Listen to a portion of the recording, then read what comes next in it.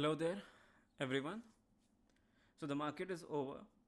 ठीक ठाक गिरावट हो गई है एंड अब शायद वीडियो बनाई जा सकती है. So we can go for after market analysis now. This is pack here. Thank you so much for joining me, even though no one is watching. No views on this channel yet. Still, no problem. It's a long game. So basically, what's happening is, wow, wow, क्या हुआ है ये? मज़ेदार चीज़ देखो, जिस भी matric से देखो, इस कैंडल पे लग रहा था बहुत प्रॉब्लम नहीं है. यहाँ से देखोगे यहाँ तक 3.5% का करेक्शन ये इंडेक्स में है, लार्जर इंडेक्स के अंदर. ऑल टाइम हाई से अगर देखेंगे तो ऑल टाइम हाई जब वो 20,100 के आसपास गया था, 200 के आसपास गया था, वहाँ से 6.6.5% का करेक्शन. मज़े आ गए. एनीवे, जब जिस तरीके से प्राइस यहाँ से गिरनी स्टार्ट हुई थी, आइडिया हो गया था कि यही होने वाला है. जिस दिन ये कैंडल बनी थी उसी दिन मैंने बता दिया था कि ये अब नहीं रोक पाएगा. यहाँ पे जो होना था हो गया है, अब इसकी बारी है. इस दिन तो मैंने वीडियो बनाने की ज़रूरत ही नहीं समझी, क्योंकि there was just nothing new that I could share. ऊपर इतनी सारी वॉच लिस्ट हैं, उनको देखने का कोई पॉइंट नहीं है एक्चुअली. ओह, ये तो मेरी ऑप्शंस की हैं. खैर, हम तो इक्विटी पे बात करते हैं यहाँ पे. So what's happening right now is, weekly पे दोबारा एक बार देखेंगे, क्योंकि हमने एक लॉन्ग टर्म एनालिसिस देखने में कोई बुराई नहीं है. हमारा ये है कि वीकली का डिमांड जोन, यहाँ पर भी रैली, 2 बेस कैंडल रैली है, और यहाँ पे एक रेड कैंडल ड्रॉप और एक रैली है. मतलब इस एरिया में बाइंग ऑर्डर्स हैं, तो इस वजह से हमने इसको that was Siri by the way, so sorry.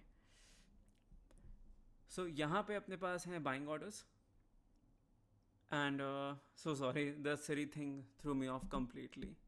Anyway, एक कॉन्फ्लुएंस का एरिया इसको हम मान सकते हैं. यहाँ पे वीकली का 50 EMA भी है. वीकली का 50 EMA एक स्ट्रॉन्ग सपोर्ट रहता है. ईजिली ये ब्रेक नहीं होता, अक्सर ये सपोर्ट भी कर देता है. अगर आप इस रैली को देखेंगे, जो 2020 की रैली थी, कोविड के बाद की जो रैली थी, वहाँ पे जैसे ही 50 EMA का सपोर्ट मिला, उसके बाद प्राइस रॉकेट होती चली गई है. एक्चुअली 20 ज़्यादा स्ट्रॉन्ग होता है, but still 50 is also a very strong support. Daily का 50 EMA एक्चुअली ज़्यादा स्ट्रॉन्ग होता है. ये चीज़ आप नोटिस करेंगे बार बार मार्केट के अंदर. रिगार्डलेस, हमें इस पर नहीं जाना है, क्योंकि सारे ही ब्रेक होने वाले हैं. वीकली का भी ब्रेक हो गया, बट वीकली का 50 EMA इस पॉइंट के ऊपर कहीं ना कहीं है.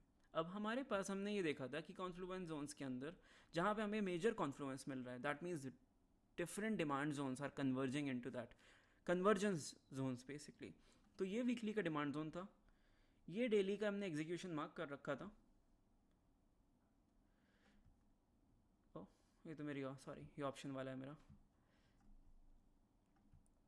डेली डिमांड जोन यहाँ पे तो ये कलर डार्क हो गया है. 125 मिनट के ऊपर हम एग्जीक्यूशन देखते हैं.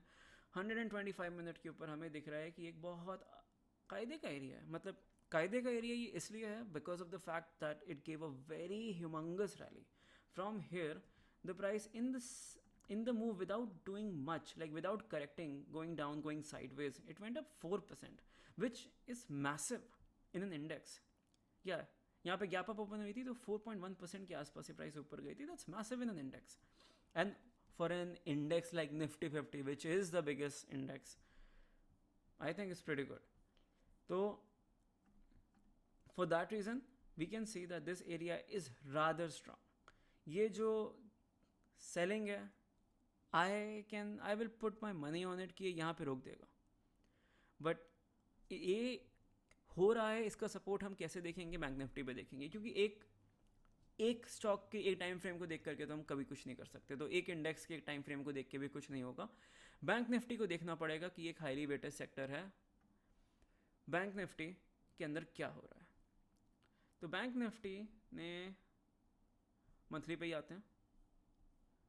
मंथली पे ही हमारा डिमांड जोन था. ये मैंने इसको विक टू विक मार्क करा था. ओके, किसी वजह से करा होगा. अब बॉडी टू विक मार्क कर रहा हूँ, क्योंकि कैंडल बहुत स्ट्रांग बन रही है, तोड़ देगी. विक टू विक ये मार्क करा है. यहाँ पे वीकली का अपना एक डिमांड जोन है. ये ऑलमोस्ट टेस्ट हो चुका है. 50 EMA का सपोर्ट यहाँ पे ख़त्म हो गया है, क्योंकि इसको सीधा ब्रेक करके नीचे आ गई है प्राइस. अब इस एरिया के अंदर है drop base base rally rally. अब ये रैली के साथ प्रॉब्लम क्या है कि ये है एक डिस्ट्रीब्यूशन लेवल की rally.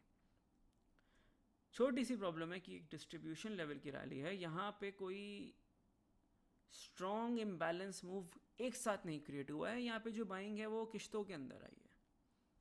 Not great, it's good, it's not great. तो अब हमारा एम्फेसिस रहेगा towards this area of convergence.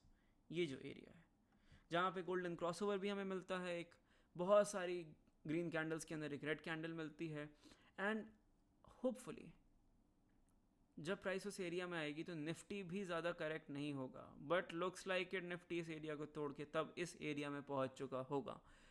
तो अब हमने ये चीज़ देखा कि बैंक निफ्टी का जो मेजर सपोर्ट है, जो मुझे लगता है, बिकॉज अल्टीमेटली कोई सही गलत इसमें होता नहीं है, ultimately it's about how you perceive things.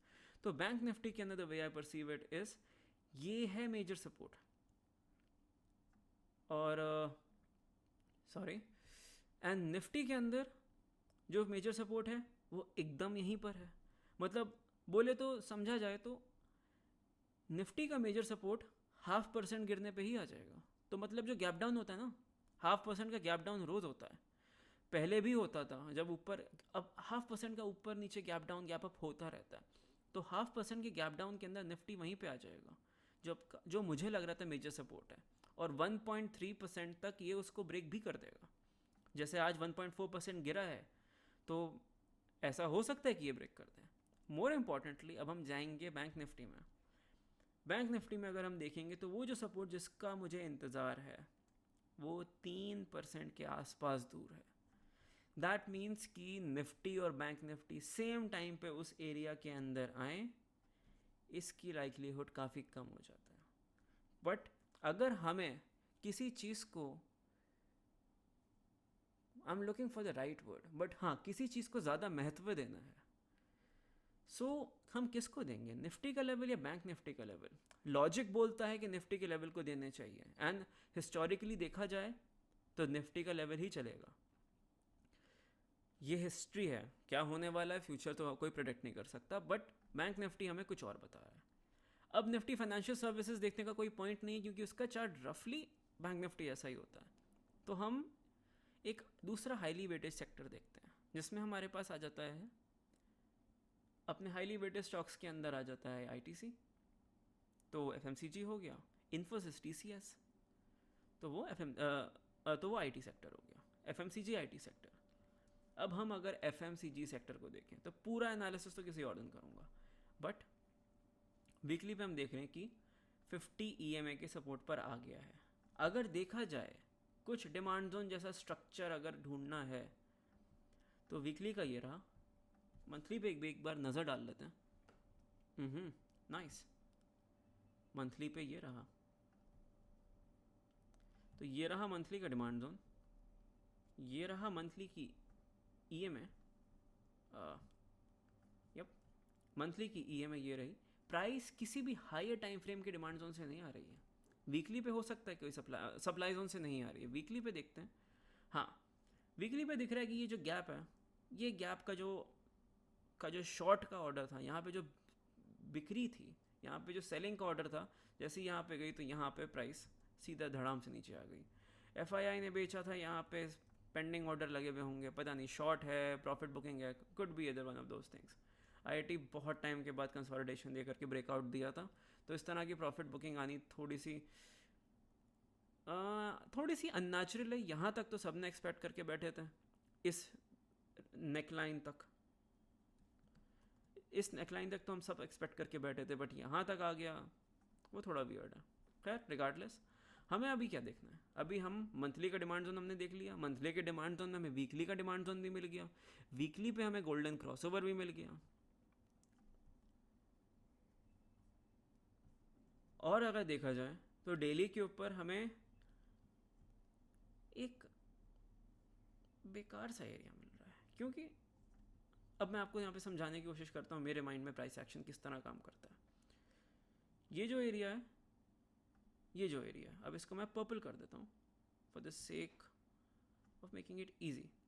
तो ये जो एरिया है, इसके साथ प्रॉब्लम क्या है कि इसने, एक तो ये टेस्ट हो गया, बट वो प्रॉब्लम नहीं है। जब इसने रैली दी थी ना, तो ये रैली ज़्यादा ऊपर जा ही नहीं पाई। ये रैली यहाँ से जब प्राइस ऊपर गई तो ये यहीं तक भी नहीं जा पाई, इसको सीधा ब्रेक नहीं करा उसने, ऊपर गई फिर उसके बाद नीचे आई, 20 EMA का सपोर्ट लिया फिर ऊपर गई। तो ये एरिया तो स्ट्रांग है नहीं। स्ट्रांग कौन सा है? स्ट्रांग ये एरिया है। पर ये एरिया जो स्ट्रांग है तो अपनी पूरी स्ट्रेंथ प्रूव कर ही चुका है, क्योंकि इसी ने तो यहाँ पे ये ऊपर वाला एरिया जो हमने डिस्कस करा इसी से टेस्ट होके तो ये ऊपर गया था। तो ये भी ये नॉन ऑथेंटिक है, सॉरी ये एरिया ये नॉन ऑथेंटिक है और ये टेस्टेड है। ये अपने आप नहीं बना, ये इसके बलबूते पे ये एरिया ने ये मूव दिया था, और फिर भी ये इतना स्ट्रांग नहीं था कि ये इस सप्लाई एरिया को डायरेक्टली ब्रेक कर दे, धीरे धीरे करके गया। अब नीचे का ये एरिया है, ये भी बहुत स्ट्रांग है, ये तो एक्चुअली बहुत स्ट्रांग है, क्योंकि drop base drop rally rally, ये तो गैप अप के साथ है। बट हाँ, ये एरिया काफ़ी अपने आप में स्ट्रांग है। बट ये एरिया भी तो टेस्टेड है, क्योंकि ये जो मूव है, ये जो यहाँ से पूरी मूव यहाँ तक है, वो किसने दी? इस एरिया ने तो दी। तो ये एक स्ट्रांग एरिया था। तो ये तीनों एरिया जो अच्छे हैं यहाँ पे, वो तो हो गए बेकार। बचता क्या है अपने पास? ये एरिया। अब ये एरिया अच्छा हो बुरा हो, दिक्कत ये समझ में आती है कि ये है अपने उस वीकली सप्लाई जोन के नीचे। अब हम वीकली पे देखते हैं कि हमें नीचे भी सप्लाई डिमांड जोन के नीचे, वीकली पे हमें नीचे भी एक डिमांड जोन मिल रहा है इन दैट मंथली रेंज। तो सर इसको हम कहते हैं जैकपॉट। मंथली के लोकेशन में वीकली का भी एक लोकेशन मिल जाए, वीकली का भी एक जोन मिल जाए, और डेली पे उसका एक एग्जीक्यूशन मिल जाए। Drop, base base rally, triple base rally, ये एरिया। अभी आईटी है, इसको आप ट्रेड नहीं कर सकते हैं। हमें ये समझना है कि जब इस एरिया में प्राइस आए तब हम इसको एक बुलिश तरीके से देख सकते हैं। और एक्चुअली अगर हमें इन दोनों एरिया को हम कन्वर्ज करना चाहें तो हम लेवल ओवर द लेवल करके इसको इस तरीके से मार्क कर सकते हैं कि हमने ऊपर का भी एक स्ट्रॉन्ग एरिया पकड़ लिया, नीचे का भी स्ट्रॉन्ग एरिया पकड़ लिया, और टारगेट का पोटेंशियल हमें 2:1 तो मिल ही रहा है, क्योंकि लास्ट मूव ने 2:1 दिया है। फॉलो अप मूव ने तो कितना दिया वो तो छोड़ ही दें, फॉलो अप मूव ने तो बहुत सारा % दिया, बट हमें उससे क्या, हमें तो इसको ट्रेड ही नहीं कर सकते हैं, हमें तो बस ये चीज़ देखनी है। तो ये एरिया तो मेरे लिए हो गया इनवैलिड। तो यहाँ पे for the sake of showing how I mark the charts, यहाँ पे एक टीक आइकन था, वाह अब नहीं है, रिगार्डलेस इनवैलिड। ये एरिया मेरे लिए हो गया इनवैलिड, मैंने इसको यहाँ पे मार्क कर दिया। तो अब निफ्टी आईटी को जब आप देखेंगे और एक बार निफ्टी को देखेंगे तो आपको समझ में आ रहा है कि नीचे वाला एरिया जो करंट एरिया है वो तो प्रॉब्लमेटिक है, नीचे वाला एरिया सही है। बैंक निफ्टी भी यही कह रहा है कि करंट एरिया चलने को चल जाए, बट कॉन्फिडेंस नीचे का एरिया दे रहा है। अगर एफएमसीजी को देखें इतनी डेप्थ में जाए बिना, एक बार इसको दूर दूर से देखते हैं। मंथली पे ऑल टाइम हाई पे, वीकली पे मैं कुछ भी नहीं है, पर ये देखो ये जो एरिया है, ये जो रेड कैंडल है, जिसको अगर मैं मार्क करूँ तो एक्चुअल मार्किंग यहीं तक होगी, तो इसको भी 3% करेक्ट, 3.5-4% करेक्ट होना पड़ेगा उस एरिया में आकर के। तो बैंक निफ्टी, आईटी और एफएमसीजी, तीन हाईली वेटेज सेक्टर हमें ये बोल रहे हैं कि निफ्टी को यहाँ पे तो सपोर्ट है, बट निफ्टी को यहाँ पे जो सपोर्ट है वो इतना स्ट्रांग नहीं है। निफ्टी का इसके बाद वाला सपोर्ट, नीचे वाला सपोर्ट, कहीं इस एरिया पे जो सपोर्ट है वो कहीं ज़्यादा स्ट्रांग है। तो फिर यहाँ पे हो सकता है इस एरिया पे आए प्राइस, यहाँ पे 2 दिन कंसोलिडेट करे, 3 दिन कंसोलिडेट करे, और उसके बाद सीधा धड़ाम से नीचे आ जाए इस एरिया के अंदर। ये मेरे हिसाब से इस एरिया को ब्रेक करने के लिए यहाँ पे बेस कैंडल्स बनेंगी और उसके बाद गैप डाउन होगा, क्योंकि सेलर्स को मार्केट को नीचे लेकर के आना है। और अब तो अपना जो रिटेलर है, आप और मेरे जैसे लोग, हम भी सेलिंग के अंदर लग गए। मतलब बिलीव मी, यहाँ पे जिस दिन मैंने ये देखा और मैंने देखा कि इस दिन जैसे ये खुला था, जैसे ही प्राइस ऊपर गई और वहाँ से नीचे आने लगी, आई वाज लाइक अब ये ब्रेक होगा।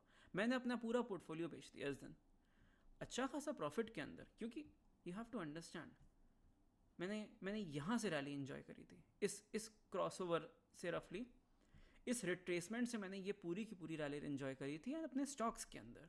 ऑब्वियसली। तो इस वजह से मैंने इस पॉइंट पे पूरा का पूरा पोर्टफोलियो बेच दिया। सो ये तो खैर ये तो रियलिस्टिक नहीं होता यहाँ से प्रॉफिट दिखाना, क्योंकि ये तो लार्ज कैप है, मिड कैप उससे कहीं ज़्यादा मूव करा था। ये तो 10% का मूवमेंट है।